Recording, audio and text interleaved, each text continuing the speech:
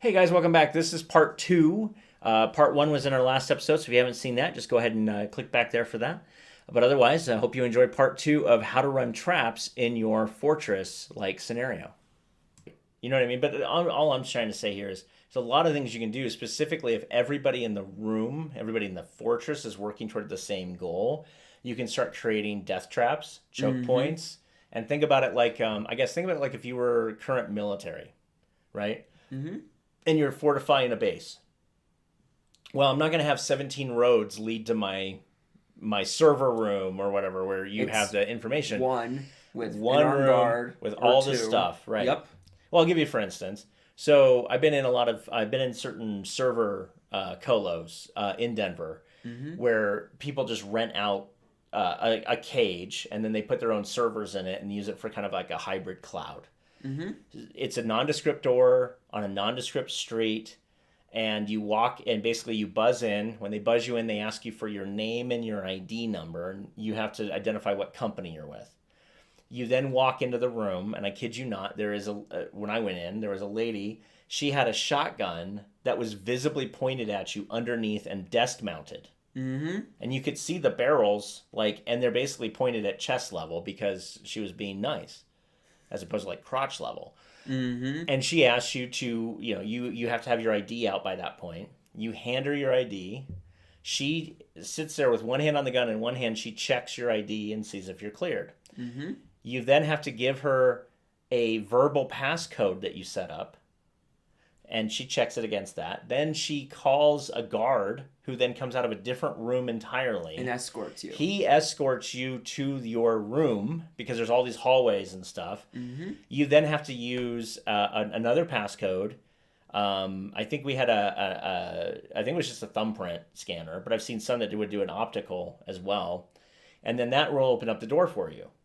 Then you got to go find your cage. Then you have to have the key to the cage for you to get into your cage because everybody has servers in that same room. Meanwhile, there's cameras above and there's somebody in a different state watching what you're doing. And if you don't go to the right cage, they'll literally come over an intercom and tell you you've gone to the wrong cage. You're like, oh, I'm sorry, I don't know where my cage is. Or if they think you're doing something nefarious, there'll be 2 or 3 armed guards coming in. You won't be notified. Yep. They'll just come in.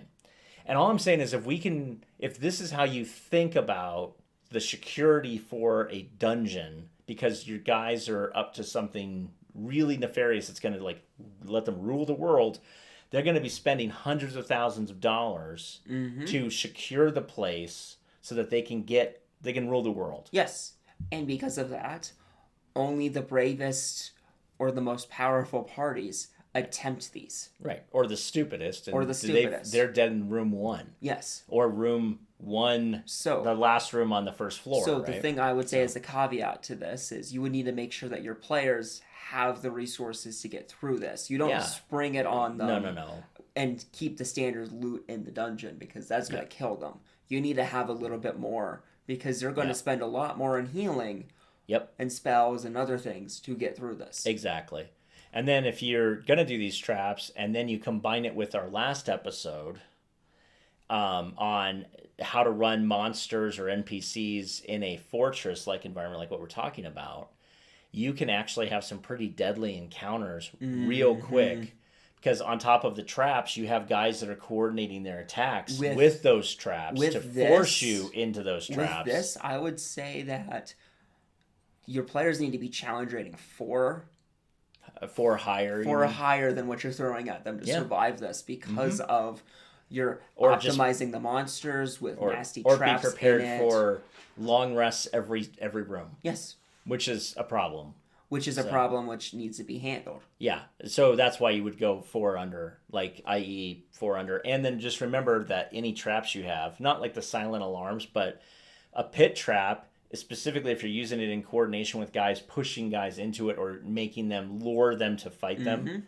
So for instance, you put your wizard standing at the precipice in front of a pit trap around them because they want the fighter. They want the fighter to bull rush. Come rush me, bro, and whoosh onto a spike pit and a spike pit trap that's or just 10 even feet a standard deep, pit trap 20 feet deep. Full plate's not going to get out of that. Nope.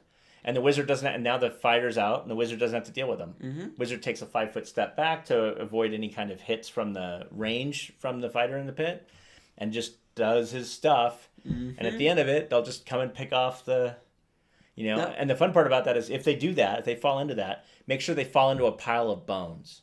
Mm-hmm. Like, make sure they fall into a pile of human skeletal remains. Like, oh crap. Yep.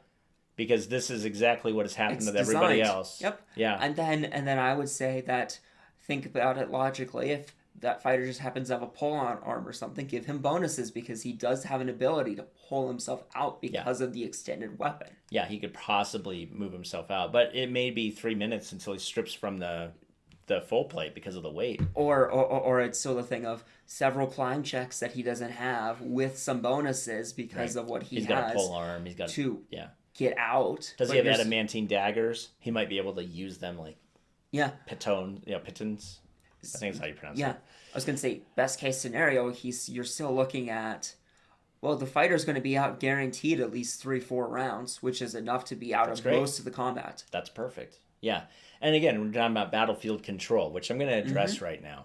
Battlefield control is not about dealing damage. It's about controlling players' actions. And I don't mean in like... so here's the deal. You never want to take away player agency. But in a battlefield, taking away player agency is okay. And I don't mean like with a charm spell. I hate those. But what I do mean is... Oh, well, there's a wall of fire here, so I can't go through that way. I have to go around. There's a pit here. I have to go around that. That's controlling your player's action, but it's not controlling them to the point where it's like you're not gonna do anything. Your enemy's cleric panic stone shape just to throw a wall up in front of him stops a fighter charge. Right, exactly. Stops wizard's line of sight. Well, and to be fair, when you're thinking about these rooms at the end, you're gonna have half cover. Mm-hmm. You're gonna have full cover.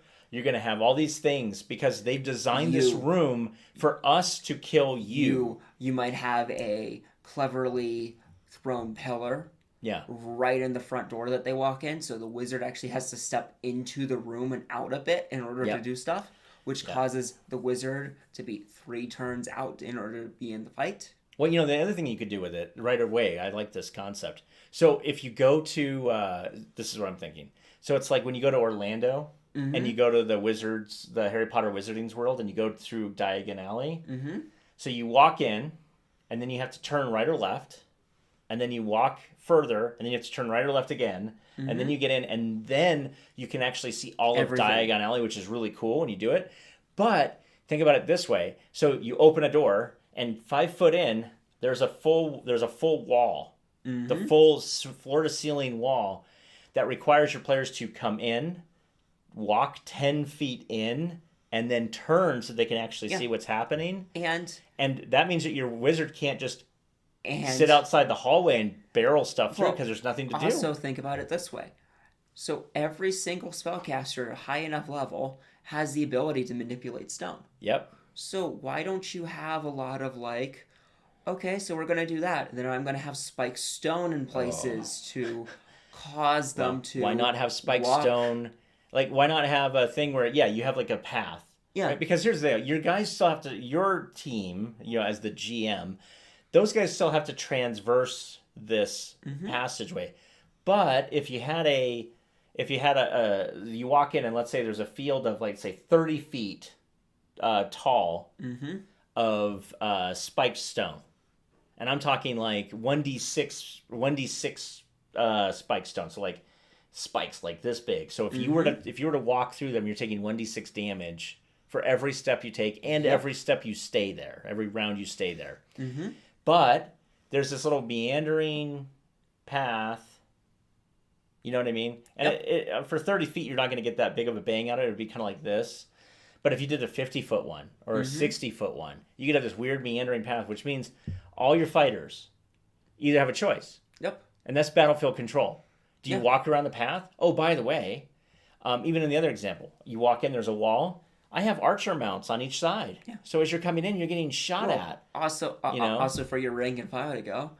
So I know, because I've been through this dungeon, I've been instructed, there's this little marker in that spike stone that tells me pit trap. So I walk here, just leap over, just step over the 5 foot square here. That would be the other fun part. The safe path has a pit trap. Or several. Yeah. But the rank and file know where they're at. They've memorized them.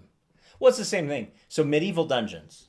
Medieval dungeons, I don't know if you know this, but medieval dungeons had steps. The steps were never the same. They were never the same between landings. The steps were never the same size. So some steps were like this, some steps were like this, some steps were like this, they were never the same size up, and they were never the size depth. So some steps were like yay, some steps were like other way, like huge. And so it's like, and they would never light them. There were no torch holes anywhere. And so when they were bringing people down the dungeon, they would have to light the way and show them the path. But for the most part, the dungeon guards were tasked with memorizing that step. So they could run up and down them with ease in pitch blackness. You make the stairs dangerous for anybody who's not supposed to be on the stairs. So you escape. Well, you're going to spend 7 minutes traversing a staircase. Because you're going to trip, you're going to fall, and we could pitch the steps in certain ways that if you hit this one, it literally you just fly off. Yeah. Onto stone again, back like, it's like, oh, don't touch that stone. That's deadly. And also at the same time, you could have in certain places along there, oh, well, there's a guy whose whole entire job is just to sit and watch that thing through an archer hole. Yep. So now you just walk through and you get an arrow. Well, and the thing is, if you're going up the stairs, and the archer's like, oh, cool, someone's trying to escape. Yep. I'll ring the alarm first. Yep, because I have time. So then people will come down the stairs. Meanwhile, I'll knock an arrow. I know about where his knee or chest is. I don't care which. I just need to hit him. Yeah, slow him down. And now, here he is. Clink. Ugh. Oh, and then my guys are here. Yeah, I was going to say, even if the arrow deflects, if your stairs are that bad and you have your fighter that gets hit with the force of an arrow, because they do, the armor's going to dent. Oh, yeah. So you're going to have that force hit you, and if you're on precarious stairs... Balance check. Yes. Balance check, or you fall into the pit that's just somehow placed right next to the 5-foot fall off the stairs, or the 10-foot fall off of the stairs, into a pit, which now is also 10 feet down. Or he stumbles backwards. Right, and down falls the stairs. Down those precarious stairs. Right. So all I'm trying to say is just think about what you would do if you had a good chunk of money and you had spellcasters that are bored. They can all shape stone, but they're bored.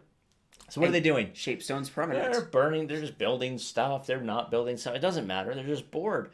And in any architectural thing they make in these certain rooms is nothing but advantage, because it's just going to keep adventurers out. Especially if it's like the first level spells that they no longer care about anymore.